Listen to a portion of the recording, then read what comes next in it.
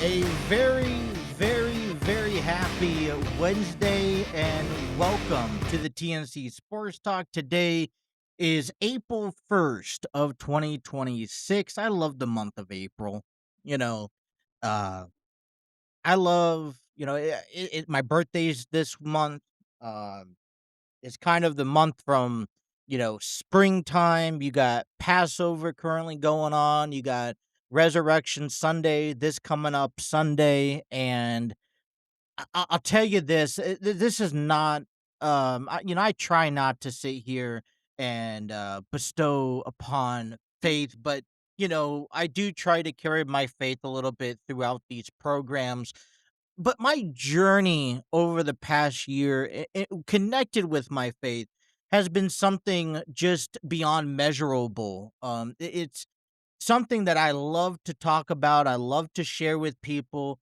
And I know that others will like, good for you. You're faithful. You're a Christian, whatever you want to consider myself to be. But it's really a big journey, not just for me, but for the people I love and for the family and friends that surround me. Especially when I talk about it. I give my grandmother a call. About every couple of weeks. Sometimes I can't 'cause she lives out in California, okay? And she loves when I just speak the Bible and speak the word, and stories and lessons and educational purposes about faith with her, what I'm learning, what I'm resonating as I come to my faith myself. So just along the line, this is a special month, for those who are celebrating whatever you're celebrating around this time. Deeply, I feel you, I connect with you. I'm in the book daily, trying, just reading, educating myself, figuring out where pieces fit and where do I fit in the story or in this big grand picture. So it's a blessed time. I love it. Today's episode, we're going to be talking about sports. The Reds wrap up a 3-game series, wraps up a 6-game homestands here to begin the year against the Pirates coming up at the bottom of this hour, actually. So we'll kick things off, talk about last night's game, and then we'll jump into the sports news. I got a couple stories I'd like to share with you. I'd like to also catch you up to date with our MLB The Show um, franchise mode, and also our MLB The Show Road to the Show. And I also want to share with you some initial talks. WrestleMania season, 17 days away. Time's gonna fly by fast. I'll tell you that. And so I really want to jump ahead and get up to date with what WrestleMania 42 looks like, with the events that are going on surrounding WrestleMania 42, and the matches that we have in store, and start talking about some of these matches and bold predictions. So we'll have some wrestling talk here at the bottom of the hour. But I like to start off by talking about last night's game. Pirates win 8-3. Brendan Williamson had his first major league outing of 2026. He goes 4 2/3 of an inning. He gives up 6 hits, 6 runs, 2 walks, 3 strikeouts. He allowed 3 home runs. Let's face it, not a good day for Brendan Williamson. And this is where it's nice that we have a travel day tomorrow, because I think that the Reds need it. There is at some point, and part of me feels, and this is where my coffin, I got to be honest with you. I can't sit here and pretend that everything is fine and dandy when they're not. But this is where I feel that the Reds kind of get gassed out. And you kind of ask yourself, it's like, getting gassed out? What are you talking about? Well, you have, they only put up three runs. They only allowed 6 hits. They only put up 6 hits offensively. Ellie De La Cruz did have a home run in the game, but it was just a game that didn't go our way. I mean, no one realistically was productive. Sal Stewart was 1 for 4. Suarez was 1 for 4 as well. Stewart, Suarez, and Cruz all totaled of 6 strikeouts to 1 walk ratio. TJ Friedl was very disciplined for his at-bats. He earned himself 2 walks. Matt McLean had a walk. Noelvi Marte had a walk. You look in between the lines and you kind of tell yourself, all right, the Reds didn't do that bad. They accumulated 12 strikeouts to 8 walks throughout the series. And all 3 walks that the Pirates had came from Brandon Williamson. So I guess you can say that despite the score that we didn't like, which, by the way, 5 of those runs came in the second inning, here's what it tells me, is that Brandon Williamson was able to go additional 2 2/3 of an inning beyond giving up 5 runs. And I think that that is a solid outing. For someone to get beat up early on in the game, overcome that, get out of that inning, and then to be able to go on and give you another inning or two, where in comparison to last year, we would already be in the bullpen by the second inning. So far this season, I'm trying to understand the mechanism, the strategy behind Terry Francona's decisions when it comes down to pitching matchups, when it comes down to lineup sets, because we see some rare things that has already taken place that statistically we know does not add up. For example, Noelvi Marte is in the lineup against right-handed hitters when we know that he is not great at hitting right-handed hitters. But Terry Francona wants Marte to be this everyday player out there in the right field. Let's also face it, on the other side, that Will Benson, who would, I'd figure, replace Marte out there in right field, doesn't necessarily fit he's better coming off the bench than he does starting a ball game. But I am reminding myself, okay, that this team has to work in conundrum with each other, has to work in a synchronized state of point. And Terry Francona is going to take the next couple of weeks and figure out what works and what doesn't work. And so, as I remind myself that as long as last year is not repeated, as long as we are making progress, we have a lot of the same guys returning this year than we did last year.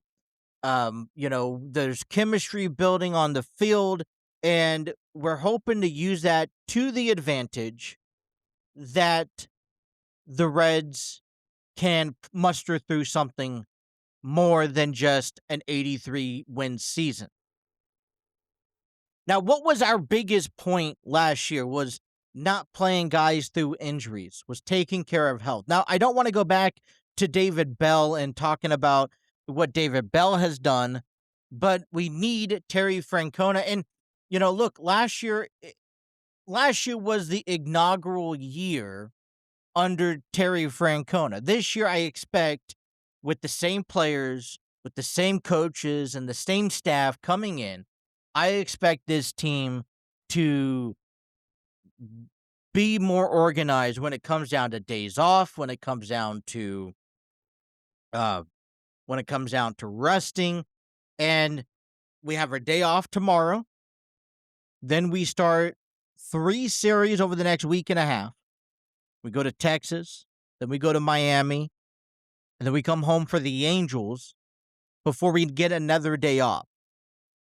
So as these series and these long, these home and road stands become greater, I only hope that strategy becomes more precise. And what sucks, and this is what yesterday's performance, what I take away as a positive, is that, hey, we have the rubber game series today. We're not down 0-2 in the series. We're not trying to avoid the sweep heading into today's game. And so, all we're trying to do is, regardless if we win or lose, we finish the season, at least this home stands 500 or better. Now, I would like, just like as anybody else, to go in, win this ball game, and go on to win the series, begin the season 4-2. It's the key importance of getting ahead. It's the key importance of winning games that you should be winning.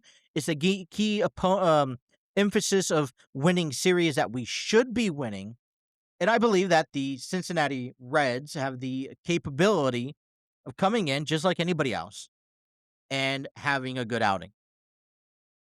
Okay, so 12:40, bottom of the hour, the Reds, the Pirates. You could probably tune in to WOW 700 right now and listen to the Reds pregame show. And if you do, there's nothing wrong with that. You could tune into Reds TV, which I'll turn it on after this show, so I'll be a few minutes late. But we got to support the Reds. Okay? These are crucial moments, and I know we're just April 1st of the year, but these are crucial moments for the Cincinnati Reds where we need to win these type of games. There's no saying, well, this game is not going to make or break what our playoff chances align. Or this series isn't going to make or break if we go to the play. And you know what? It very well does, because the Pirates are 2-3,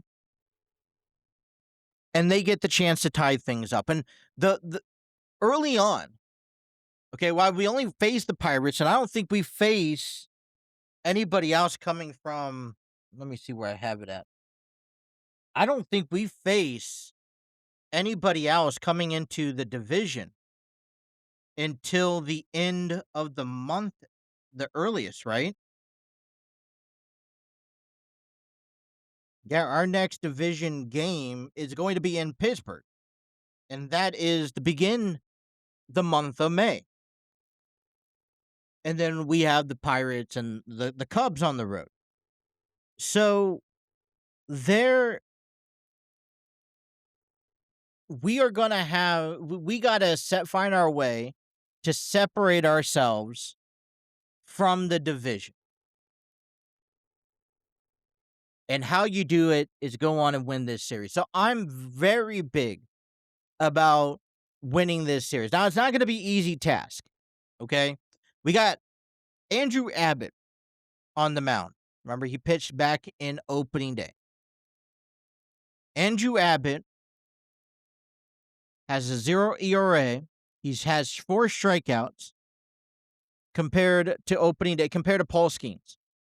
Paul Skeens, right-handed pitcher, probably one of the ace, if not the ace, of the Pirates this year. High expectations for him this year. Okay? He comes in. He lost back on opening day against the Mets. He has a 67.5 ERA with 1 strikeout. There isn't a whole lot to sit here and to exclaim that, Paul Skeens was probably just out of it. It was opening day. They were on the road. You have that second opportunity, and you really can't take a look at statistics based upon one outing. I think we have to give Paul Skeens, because he's a lot better pitcher than what we saw against the Mets. But the important thing is that just because it's Paul Skeens doesn't mean that we can't go up with him, against him.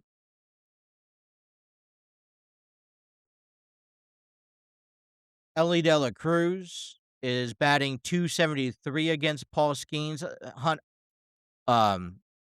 Key Brian Hayes is batting .500. He's only had 2 at-bats, though. Marte, he has been hitless, so we want to see some of these things turn themselves around. Matt McLean's batting .400. Spencer Steer is 308. He's had a RBI off of him in 13 at bats. Suarez has not hit against Paul Skeens yet. So we're looking for this team to offensively turn themselves around in this matchup. I got the lineup for you guys today. For those who are interested, let me just read it out loud. You got leading off for the Pirates in right field is Jake Mangum. Nick Gonzalez is batting second at second base. Brian Reynolds batting third in left field. The designated hitter batting cleanup is Marcelo Zuna. O'Neill Cruz is batting fifth in center field. Yoke is batting sixth at third base. Triolo is at shortstop batting seventh. Spencer Horwitz at first base batting eighth, and doing the catching is Davis, and he'll be behind the plate batting ninth. For the Cincinnati Reds, in center field batting first, TJ Friedel. Matt McClain playing second, batting second. Ellie Dela Cruz batting third at shortstop. At first base is Sal Stewart. Batting fifth is Nathaniel Lowe. You're doing the DH. Left field is Spencer Steer. He's batting sixth. Batting seventh. And right field is Will Benson. Tyler Stevenson's doing the catching behind the mound, followed by Ke'Bryan Hayes at third. So there's no Gino Suarez in this lineup. It's a day off for him. I'm configured. You use a lefty-on-lefty scenario, so Nathaniel Lowe's in this lineup.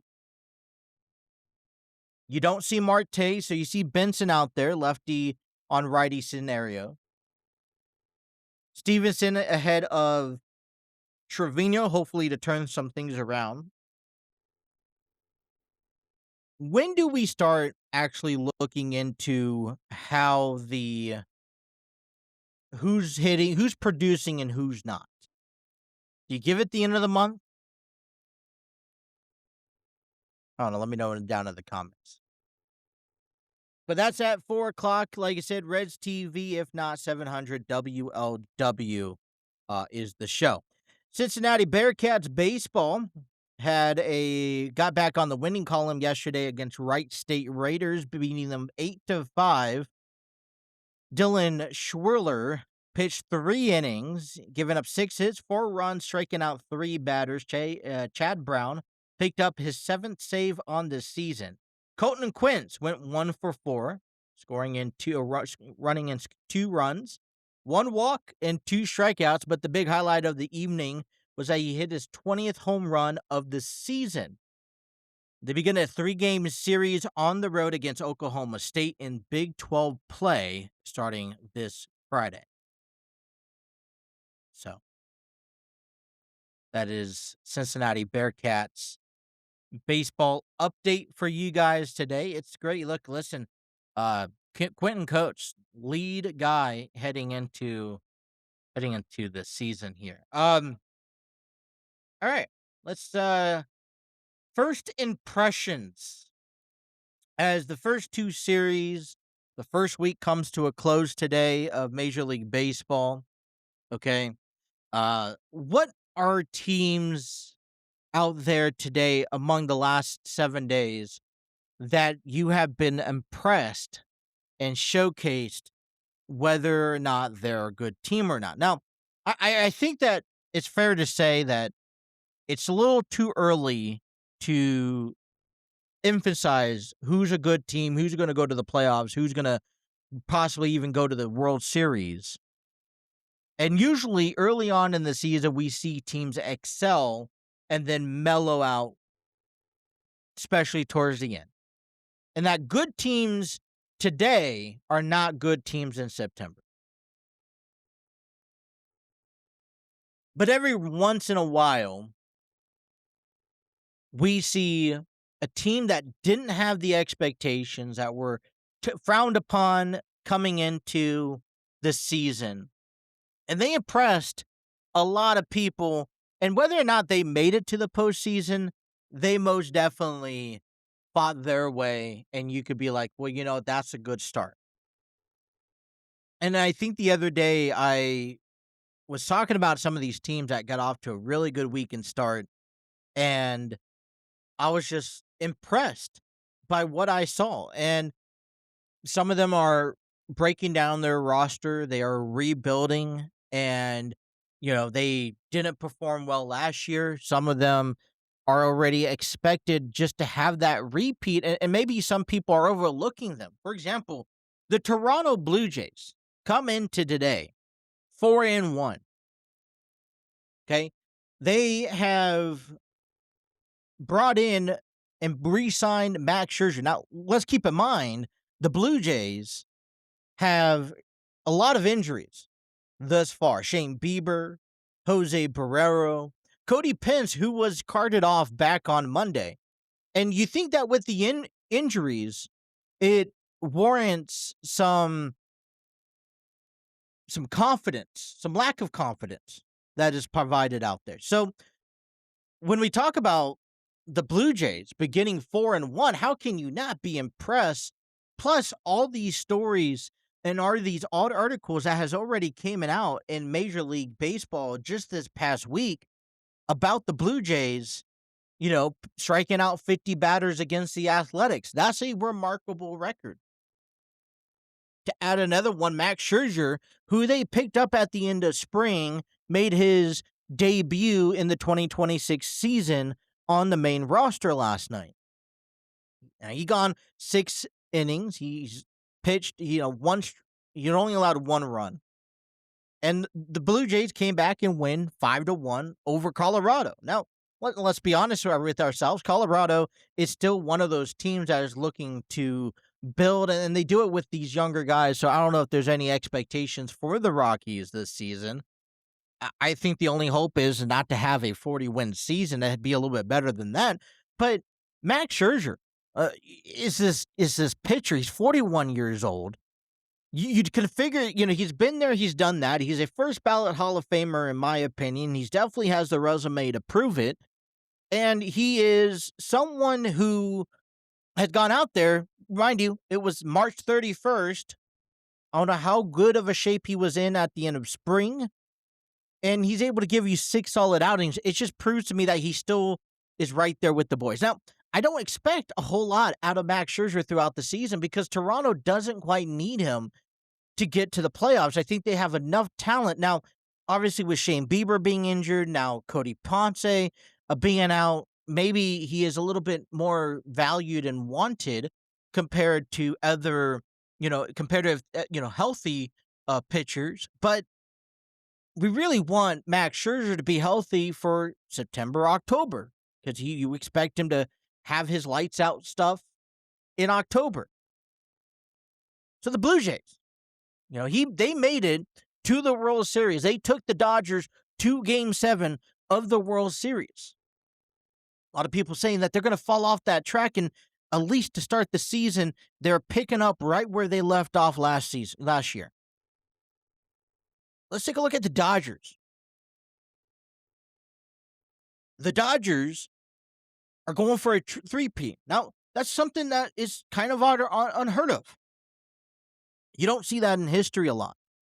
And they just keep adding and adding and adding. And it's the same story. But for the entire roster and in comparison to Max Scherzer, you don't need performance out of all 9 guys 162 games of the year. Matter of fact, you probably only need them maybe a third of the season.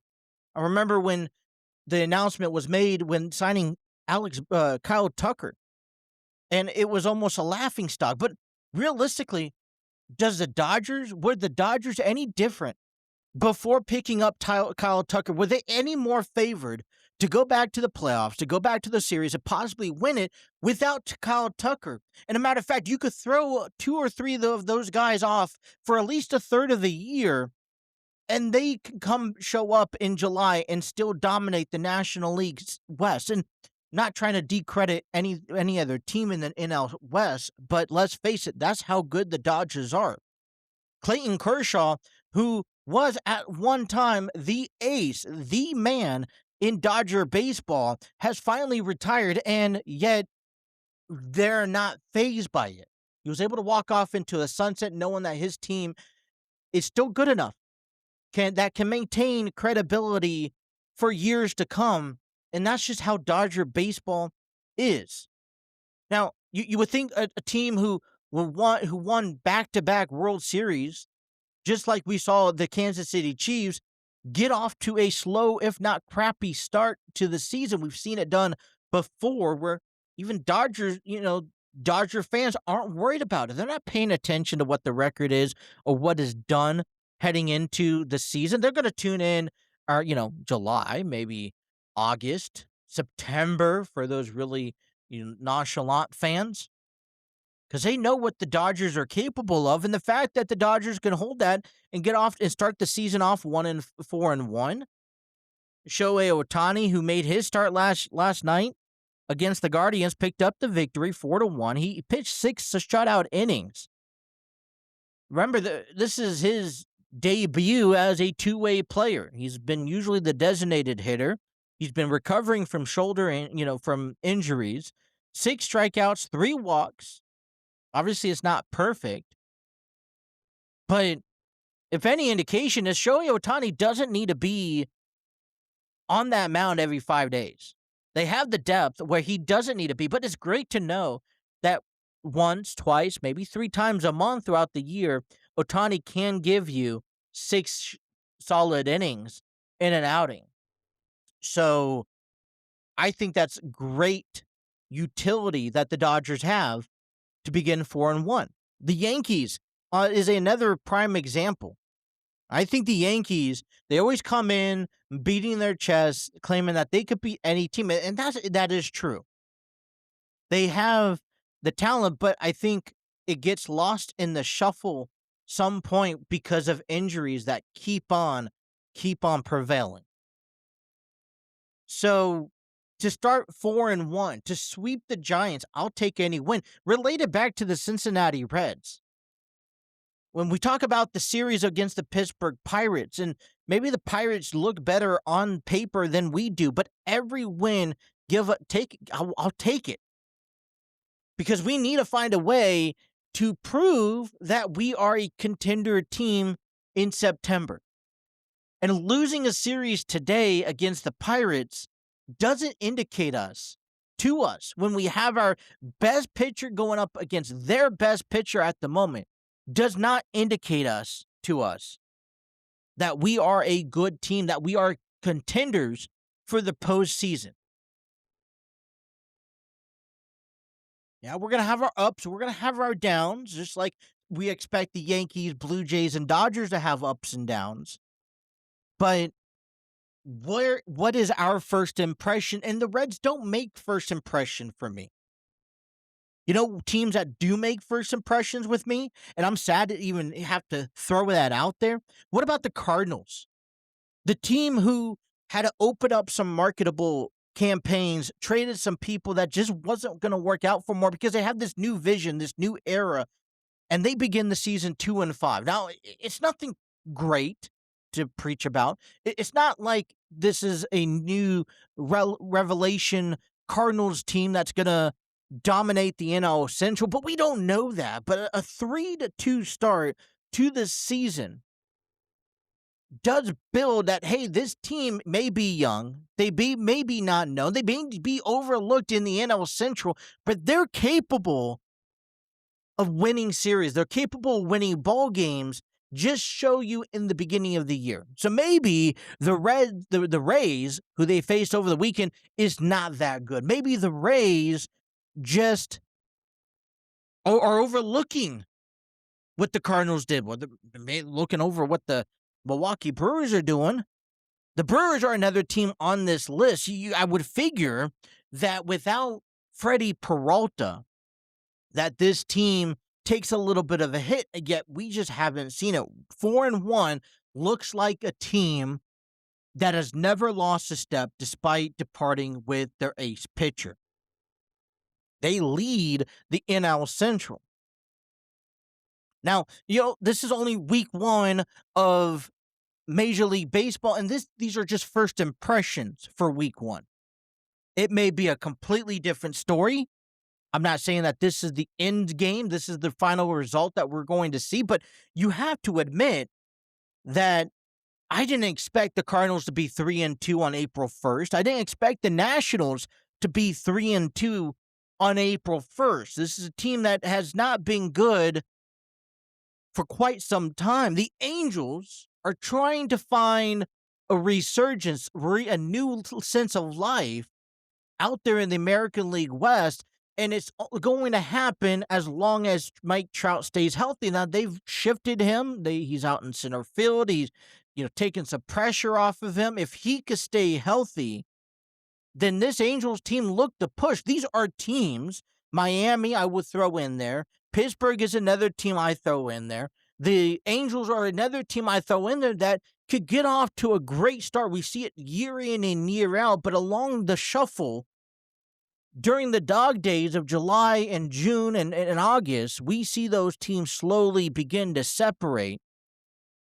And so I just have to bid the question, if any of these teams I just mentioned here are going to separate themselves, and are they going to separate themselves to contingency towards this year's playoffs? But without a doubt, they are my first week's impressions. Other things going on in the sports news I'd like to share with you guys today. The Jaguars will spend their 2027 season at Camping World Stadium in Orlando, Florida.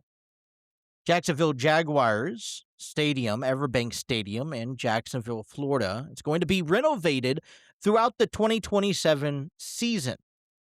In the meantime, the Jaguars have gotten approval from the NFL owners to be hosting their home games throughout the 2027 calendar year at Camping World Stadium in Orlando, Florida.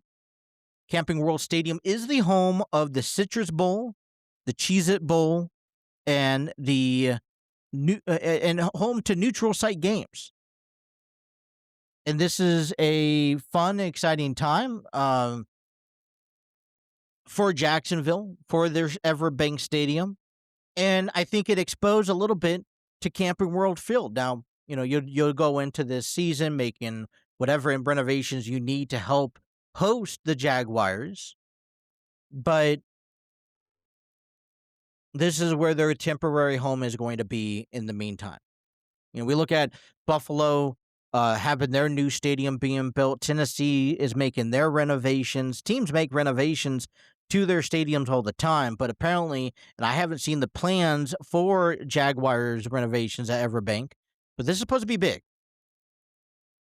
Also, in other news around the sports world, LeBron James has set another record to his career, passing Kareem Abdul-Jabbar for the most wins in NBA history. James won his 1,229th victory against a team that he's very familiar with. Matter of fact, the team that he won his very first game with in the NBA, the Cleveland Cavaliers. The Lakers beat the Cavaliers 127-113 yesterday, surpassing Kareem in the all-time win list. Something that LeBron has been doing for quite some time, is passing records after records after records. Let me just get my notes and not trying to spill into my coffee here. But that is sports news updates that's going on here as of April 1st, or coming out of April 1st of 2026. All right, we are also, as we take you along our MLB The Show franchise mode, we are also wrapping up a 3-game series against the Pittsburgh Pirates. We lost on Monday. We won on last night. We're back at it again today. The rubber game series, as Pittsburgh will send out Paul Skeens taking on Hunter Green. That game is about to start on our TNC Sports Talk YouTube channel. If you haven't liked, share, and subscribe, please do that today. Also have those notifications on so you don't miss a single episode of when we post our new show. So you could also follow what is going on in our upcoming series. We'll have tomorrow as a travel day. We'll begin a 3-game series against the Texas Rangers, giving them their first home opener of the 2026 campaign. First game on Friday will be pitched at 4:05. Game 2 on Saturday will be at 7:05, and on Resurrection Sunday we will have our game at 2:35. Like I said, you could watch all those games available on our TNC Sports Talk YouTube channel. Like, share, and subscribe. Have those notifications on so you can follow the series. And these are played through as the Cincinnati Reds. We will also provide you a quick preview, wrap up, or whatever you want to consider it, before each series begins, wrapping and giving you our thoughts of the previous series while giving you our thoughts of the upcoming series and what you need to know. The Reds are trying to get back to 500. They are 3-2 in the game in the franchise mode gameplay, while the Pirates are the Reds are 2-3, while the Pirates are 3-2 as well. Also, while you're on our TNC Sports Talk YouTube channel, you could also follow our new series called MLB Road to the Show, as we created a player and we take you through MLB 26 Road to the Show series, where we are picking our team, playing high school, college, and professional minor leagues, trying to get to the big leagues and have ourselves a career. We had our first episode yesterday at 10 a.m., and we will also have another episode coming to you tomorrow, April 2nd at 10 a.m. Be sure to like, share, and comment your opinions and your thoughts. It's something new that I've started, trying to get more engaged with the audience that are following us on our YouTube channel.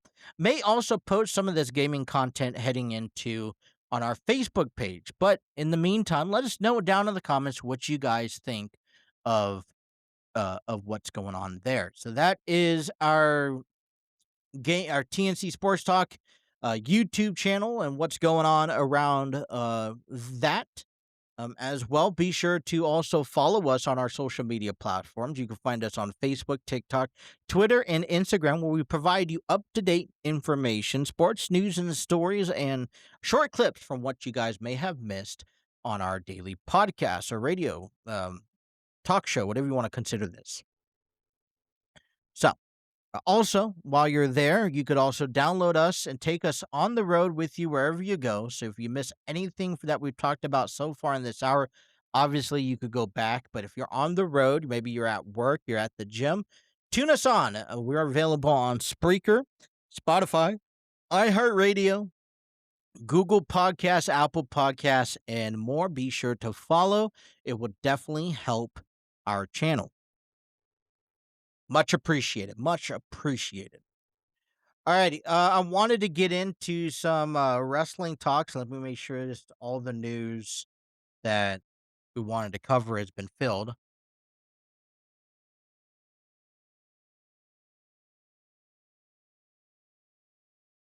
Mm. Alrighty, that's tomorrow. We can do that tomorrow.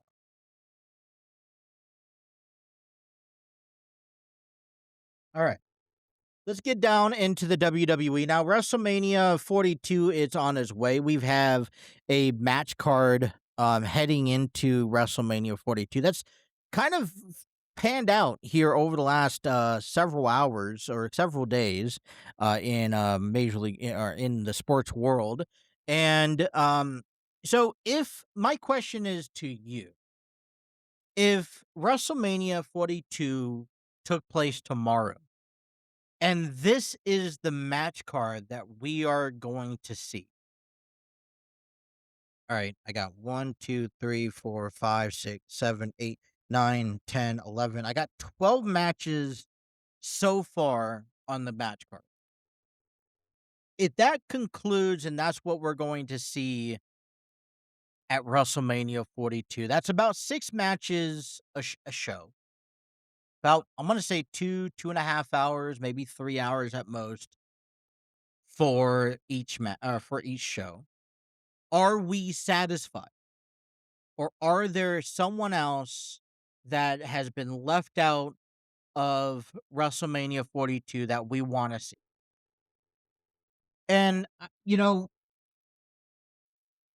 it's interesting how things have changed since last year's WrestleMania. If you remember last year's WrestleMania, Tiffany Stratton, for example, was headlining against Charlotte Flair,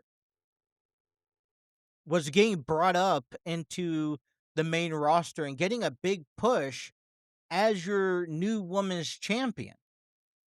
And, I don't know if the WWE on SmackDown has any story plans for her to be involved at WrestleMania 42. I hope that, we have a couple other, you have the Women's United States Championship. Hopefully something comes where you could utilize people. The one thing I don't like to see the WWE do is just toss wrestlers in there that don't make sense. So it eggs me the question, does Tiffany Stratton have, does the WWE have any plans for Tiffany Stratton at WrestleMania? And if so, we are more than likely, we need to see that yet again this Friday. Maybe next Friday, that's kind of pushing it, but this Friday. There's another feud out there. El Grande Americano taking on the original El Grande Americano. I would like to see that match at WrestleMania 42. I understand that in the WWE, the original El Grande Americano is favored. He's a baby face. But the El Grande Americano that has been in Lucha Libre, Lucha under, AAA, has also been favored. And the original Grande Americano is not favored. So the reason why I ask that, I say that, is because I would like to honestly see a mask versus mask. I'm assuming, this is just an assumption, that the original El Grande Americano is Chad Gable. Now, he started the El Grande Americano gig. He was originally scheduled to face Rey Mysterio at last year's WrestleMania. Rey got hurt, therefore, I think, what was it, Penta or Rey Fenix? One of those two ended up taking Rey Mysterio's place. But I think the storyline, there can only be one, and I think that Chad Gable could be someone who they could expose back to Chad Gable, allowing El Grande Americano to continue in AAA. And it will shift and pivot Chad Gable back to Chad Gable. Now, I think it's a WrestleMania 42 match. I think others may also argue that it could be a Lucha Libre, AAA main event, mega champion, whatever match for down the road. And that's a possibility. But I feel like you get more attention and more eyes, and you get AAA odd fans to watch WrestleMania 42 if you promote or advertise that match. And it's just one match on the card, so why not? That's, these are matches that I would like to see happen. Now, here's a match towards WrestleMania 42, and I'm on SE Scoops. There's an article that's written there that I encourage you guys to go check out and listen and read. And according to Dave Meltzer, he clarifies that Bron Breakker has been cleared for competition. And this is regarding the Seth Rollins versus Gunther match. So according to Meltzer, Rollins Paul Heyman storyline over recent weeks was always designed to set up Gunther choking Rollins out at Madison Square Garden. The match has been planned for several weeks. Gunther landing a spot was a product of circumstance.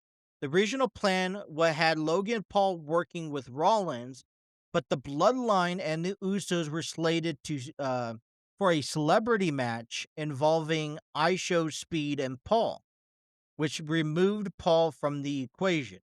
When Bronson Reed suffered an injury at the top of that, WWE needed a new opponent for Rollins and turned to Gunther. Now, that makes sense. Now, the clear direction to me was dated back to the beginning of the year, dated back to the Royal Rumble, where we may have seen the visionary Seth Rollins and Bron Breakker at WrestleMania. Now, I'm still opposed to that. I still want that, but apparently we're going to see Seth Rollins and Gunther. That is because apparently Logan Paul, and I get that Logan Paul is in a direction with ISHO Speed and Austin, Theory. They just won the tag team titles. But my assumption was that the reason why they went to Gunther was because Bron Breakker was injured. It says that, as for Braun Meltzer, clarifies that his absence from WrestleMania card has nothing to do with his recent recovery from hernia surgery. Bron Breakker is clear. WWE simply chose not to rush the match, wanting to proper television to build before pulling the trigger on Rollins and Breakker. WrestleMania 42 is just weeks away, and the year card has been significantly shaped by injuries throughout the roster. Rollins, situated alone, went through multiple pivots before landing on Gunther as the opponent. Read this article. It's on the SC Scoop. It's part of the WWE News. So, my understanding, and this is me, just entertain my logic here for a moment. My understanding was that Seth Rollins got hurt. And the question was he going to be ready before WrestleMania? And now there is an indication that he is cleared heading into WrestleMania. Bron Breakker got hurt. And the question is, was he going to be cleared before WrestleMania?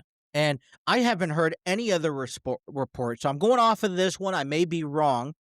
But to my understanding, that Bron Breakker has now said that he's been cleared to compete. So a WrestleMania dream match that has kept the push with Seth Rollins attacking Paul Heyman, this vision, costing the matches and doing this and that, all led me to believe that Bron Breakker and Seth Rollins at WrestleMania would have been a perfect match. Now, what type of storyline do you need to build with Braun and Seth? I mean, Braun is a Paul Heyman guy. Seth Rollins clearly turned on the vision and has now sabotaged the vision week in and week out for the past several months. The storyline to me all builds up to, if Braun's clear to go, why ain't we pulling the trigger? My interpretation of this was that we were going to possibly see Braun come out and maybe next week or even the week thereof. There doesn't need to be much said, but Braun and Paul, or Seth and Paul, this is my envision here. Seth and Paul has an engagement in the ring, and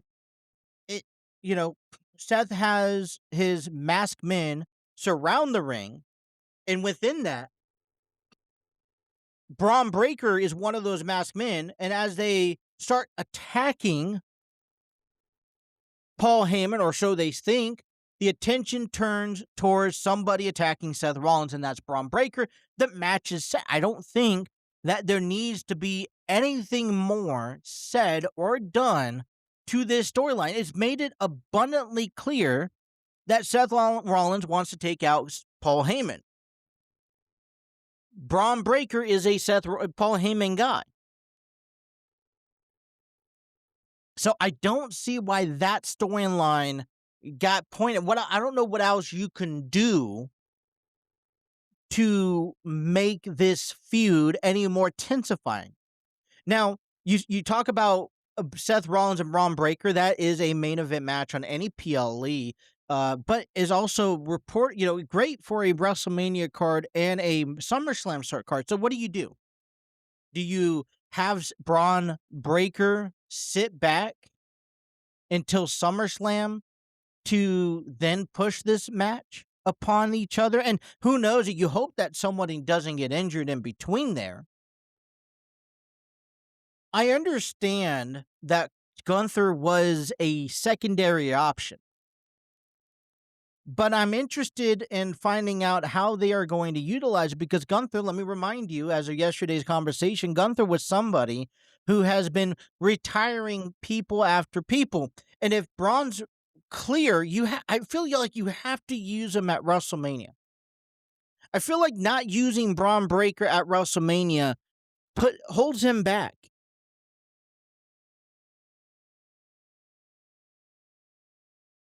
And to me, I see that Bron Breakker gets involved some way, shape, or form, attacks Seth Rollins, and either Seth Rollins wins by disqualification or Gunther picks up the victory.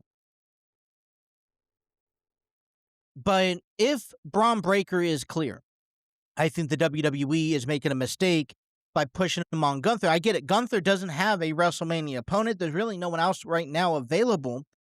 And what could Braun do? Let's say Braun does come back. Could Braun go after LA Knight and be his opponent? I see LA Knight, maybe I show speed in a WrestleMania match, possibly.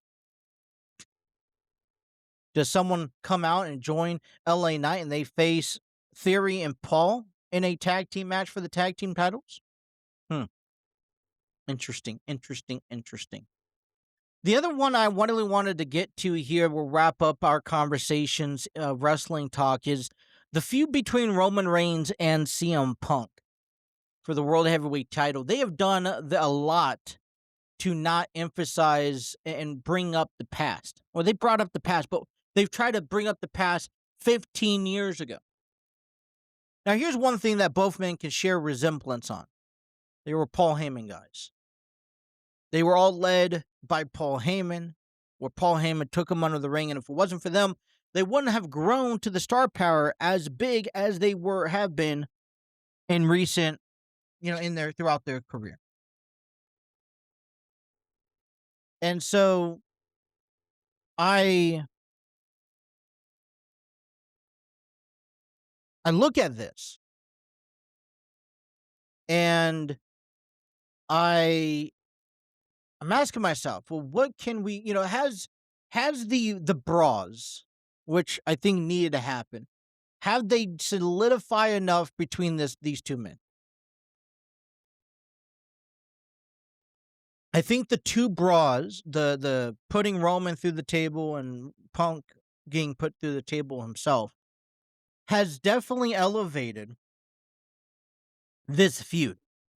Has definitely elevated this match heading into WrestleMania. But something just seems off to me about this match. What seems off, to be honest, is maybe Paul Heyman.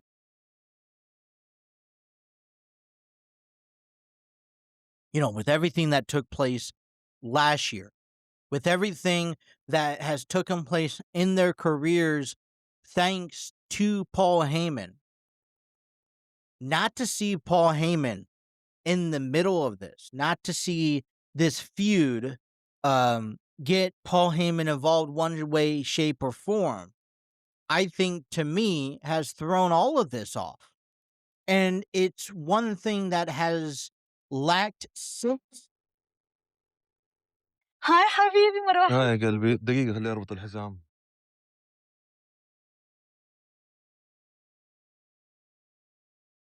Huh? Alright.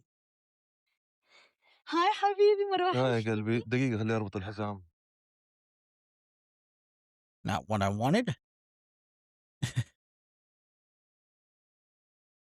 We'll turn that down. But the indication, I think, is clear. It's that this match isn't going to live up to his expectation. I feel like there is a key part that maybe don't have enough time to even get into, that the WWE is missing on, that helps this match and this feud elevate to that next level.